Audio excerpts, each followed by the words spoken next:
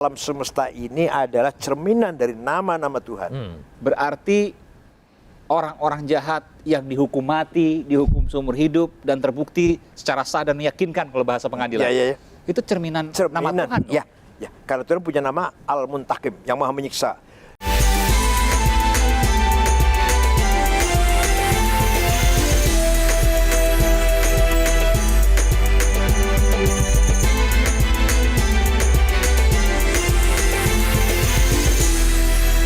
Assalamualaikum warahmatullahi wabarakatuh. Kita berjumpa lagi di program Ayat-Ayat Langit, dan tamu kita yang istimewa ada Profesor Dr. Kiai Haji Said Agil Sirot. Assalamualaikum. Waalaikumsalam warahmatullahi. Dan saya Latif Sregar bersama dengan Aiman Wicaksono dan Ustadz Khairil Alam akan mendampingi Pak Kiai berbincang tentang proses pencarian Tuhan. Salah satu nama dari bulan Ramadan adalah Sahrul Tarbiyah, bulan pendidikan. Itulah kami adakan program ini supaya kita sama-sama belajar tentang agama maupun ciptaan-ciptaan Allah. Saya langsung saja ke Kiai Said. Kiai Said, Allah itu punya banyak nama, ada 99. Yang saya paling ingat adalah sesuai dengan nama saya, Al-Latif, lemah lembut. Tapi ada Al-Jabar, Al-Dol. Sesungguhnya Allah itu tidak hanya Rahman dan tidak hanya Rahim. Kenapa Allah itu tidak hanya menciptakan orang baik saja, tapi Dia juga menciptakan orang-orang jahat? Apa sebenarnya makna dari penciptaan tersebut?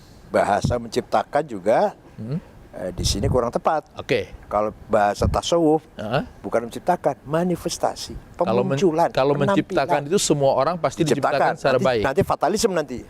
Kalau bahasa menciptakan fatalis nanti. Tuhan menciptakan ini nggak mau diciptakan. Ini orang baik, ini orang buruk, diciptakan oleh Tuhan, fatalis. Ini enggak. Tuhan punya nama Al-Latif, Ar-Rahim, maha lemah lembut, kasih sayang. Muncullah penampilannya, contohnya, sampelnya. Pak Latif sendiri atau Nabi Muhammad, Nabi Muhammad. Ada lagi contoh nama Tuhan, Al-Jabbar, Al-Qahar, diktator, Syadidul Batas, yang siksanya berat, Al-Muntakim, yang menyiksa. Contohnya, sampelnya, Abu Jahal, Namrud, Fir'aun. Itu kalau yang lama-lama, kalau yang baru Sambo gitu mungkin ya. Saya jadi tergoda untuk bertanya, dan saya harus menanyakan ini supaya kemudian tidak berpikir liar ya terkait dengan ini. Artinya kalau Tuhan merupakan manifestasi dari semua ciptaannya, betul ya Pak Kiai? Salah, kembali. Ciptaannya adalah manifestasi dari Tuhan. Ciptaannya adalah manifestasi. Saya sebutkan supaya gampang, manifestasi cerminan lah. Ya, cerminan. Jadi ciptaannya itu adalah cerminan dari Tuhan. Nama Tuhan, dari nama Tuhan. Ya. Beda dengan wujudnya ya? Ya, beda. Jadi ciptaannya adalah cerminan dari nama Tuhan. Alam semesta ini adalah cerminan dari nama-nama Tuhan. Berarti orang-orang jahat yang dihukum mati, dihukum seumur hidup, dan terbukti secara sah dan meyakinkan kalau bahasa pengadilan. Itu cerminan nama Tuhan. Ya. Karena Tuhan punya nama Al-Muntakim, yang maha menyiksa. Syadidul Batas, yang siksaannya berat. Syadidul Iqab, yang siksaannya juga pedih. Termasuk juga kalau tidak ada orang jahat. Ya. Apa artinya itu, ayat itu? Apa artinya nama Tuhan Al-Muntakim? Apa artinya Quran mengatakan Allah itu Syadidul Iqab, yang maha dahsyat siksanya? Kalau tidak ada orang. Nah, kata-kata jahat atau tidak jahat itu bahasa agama. Bahasa hakikat tidak mengenal bahasa itu. Bahasa hakikat semuanya sempurna. Semua yang ada ini sempurna. Bahasa Arabnya begini, laisa fil imkan abda'a mimma kan. Tidak ada yang lebih indah dan sempurna melebihi dari apa yang ada ini. Yang jadi ada ini sudah sempurna. Ada Pak Sambo, ada Teddy Minahasa, ada juga contohnya siapa yang baik siapa? Ada orang baik lah. Ini bahasa baik dan bahasa jahat, bahasa Tuhan. Bahasa hakikat nggak mengenal baik buruk. Kalau hakikat itu diciptakan semua orang itu baik, lantas kemudian pelajaran apa bukan diciptakan, manifestasi dari nama Tuhan yang baik. Apa kemudian pelajaran yang bisa dipetik ketika kemudian ada orang yang jahat, yang sadis itu tadi? Taklif. Kalau saya merasa saya tidak baik, maka kita harus usaha. Alah, nggak usah contoh gitulah. Kalau saya sakit, susah ke dokter, minum obat, itu namanya taklif namanya. Usaha. Sembuh atau tidak, atau sembuhnya sejauh mana, Tuhan yang menentukan. Sudah ada ketentuannya. Ketika misalnya dalam kelas, dalam sekolah, gitu ya, kan ada orang yang pintar, ada yang tidak pintar. Katakanlah ada seorang yang Allah karuniakan dia memiliki sebuah kecerdasan. Jadi belajar sedikit dia udah nilainya udah bagus. Sedangkan ini satu orang ini gitu ya, dia sudah siang malam sudah belajar. Yang lain pada istirahat dia masih belajar. Ya. Nah kemudian ujian tetap nilainya jelek. Nah kalau kita zaman kita hidup sekarang ini Pak Kiai, kita akan melihat hasilnya. Yang 90 atau yang 100 ini lebih baik dibandingkan yang 60 tadi. Nah, berarti kalau yang seperti Pak Kiai tadi katakan, usaha yang akan dinilai. Ya, berarti Allah itu akan menilai level usahanya. Ya. Tadi misalnya yang dapat 90, Ya. harusnya dia kalau belajar serius harusnya dapat 100.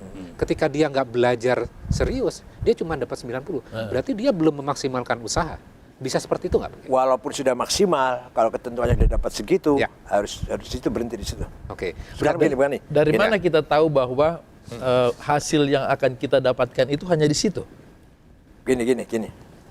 Kalau Anda berusaha cari uang, dapat 10. Jangan mengharapkan ingin dapat 20. Nanti Anda akan sedih, kecewa, tapi tetap dapatnya 10. Dan kalau kita dapat 10 dengan bersyukur, kita dapat 10 dengan senyum. Ya. Oke. Dapat 10 dengan senyum.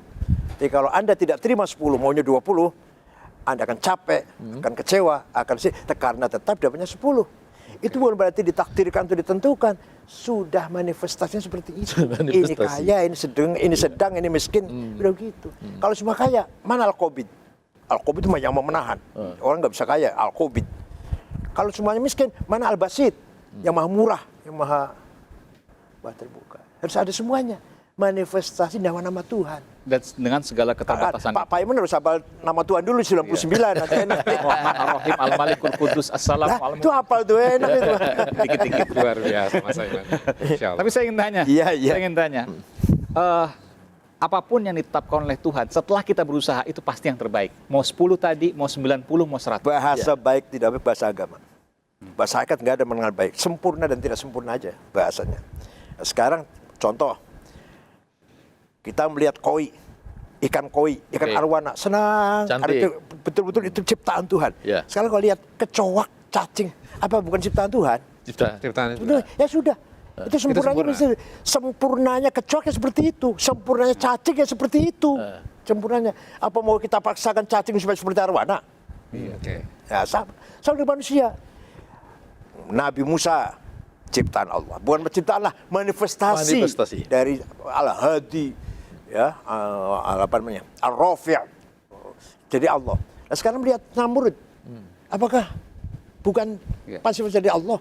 Namrud, Fir'aun, Abu Jahal, semua di samping Nabi Muhammad, Ibrahim, Musa, semua ada manifestasi dan namanya Allah. Nah, ini bicara soal kehidupan sehari-hari. Ya. Artinya kalau dengan begitu, saya usaha apapun, ya saya tetap Fatalis kalau gitu saya tetap namanya. Terbatas. Fatalis ekonominya, namanya itu miskin sih. dan Kita nggak boleh fatalis. Nggak boleh. Jadi gimana, Pak? Ya, Kita selalu- itu fatalis namanya. Kita selalu harus optimis bahwa yang kita itu dapatkan ya. yang terbaik, begitu? Pagi-pagi kita punya semangat, karena apa? Karena kita meyakini manifestasi Allah akan berpihak pada kita. Yaitu apa? Berhasil. Al-Kabir, Al-Azim, Al-Aziz. Maha mulia, maha sukses, maha besar. Gitu dong pagi-pagi itu. Jangan terus, alah semua ciptaan Tuhan kita. Itu kan fatalis namanya. Oke. Itu yang tidak. Tuhan memaksa kita namanya. Kita dipaksa. Ini enggak, manifestasi. Bukan paksaan, enggak ada yang maksa, enggak ada yang dipaksa. Ya. Tadi Bahasa kata Arabnya, bahasa Jabariyah namanya. Jabariyah. Fatalism. Yang ini ada dongeng ini. Oh iya. Suatu malam, Grand Sheikh Al-Azhar di Mesir, ini dongeng ini sih, imajinasi. Lagi duduk di kantor masih, datanglah tamu. Assalamualaikum, waalaikumsalam. Siapa? Saya iblis. Kaget juga Syekh Al-Azhar ini. Ada apa iblis kesini? Begini Syekh, saya ini sudah jutaan tahun lah, saya ini menjadi makhluk yang terkutuk oleh Tuhan. Terus, saya ingin bertaubat. Kaget Syekh Al-Azhar nih. Syekhul Azhar, Grand Syekh Al-Azhar kaget. Gini sebentar. Kamu taubat? Iya. Waduh. Kalau kamu taubat, Al-Azhar tutup. Ya. Dosen nganggur semua. Iya. Jadi gimana? Saya nggak bisa jawab. Saya nggak bisa jawab. Langsung aja, langsung lah. Oke. Langsung iblis ceritanya langsung. Iya. Di jalan ketemu dengan malaikat Jibril. Iblis mau kemana? Saya mau bertobat pada Jibril. Sebentar. Allahu nur wa anta dhulam. Allah itu cahaya, kamu itu kegelapan. Wala nuru illa bidzulam. Tidak akan ada cahaya tanpa kegelapan. Oke. Jadi nggak usah taubat sudah. Allah itu nur, kamu itu kegelapan. Oke. Tidak ada nur kalau nggak ada Kegelapan. gelap. Jadi begini aja udah nggak usah taubat. Kalau gitu saya ini ada pahlawan. Iya kamu pahlawan. Pahlawan tapi yang terkutuk. Artinya kejahatan itu tetap perlu ya Kiai ya. Itu Ya. bahasa kita jahat. Bahasa kita. Tapi hakikatnya nggak ada kejahatan. Nur dan dolam harus ada. Nur, dolam, nur dan kegelapan. Tapi harus bahaya ada. kalau dengerin nanti orang-orang yang jahat nggak mau pada tobat, Pak Kiai. Bisa kacau peradaban. Salah tafsir namanya. Salah tafsir. Salah tafsir. Ada taklif tadi. Baik. Usaha Taklif, untuk iya, menuju iya, baik. Iya, ada taklif Ya. tadi. Ada akal, ada logika. Ya. Baik, oke. Saya ini bicara hakikat loh ya. Bicara hakikat dari kacamata yang universal. Lihat keadaan yang sudah ada gitu. Bukan kita mendorong orang jahat supaya jahat, enggak. Bicara hakikat. Cacing seperti itu, kecoa seperti itu. Kalau hakikat semua baik-baik. Baik, semua sempurna, bukan baik, sempurna. Tapi taklif itu wajib. Wajib Ikhtiar, usaha, harus untuk menuju Baik. ke kebaikan. Ya, betul. Oke. Ya, pakai Supaya logika. kita nggak salah tafsir, tetap di ayat-ayat.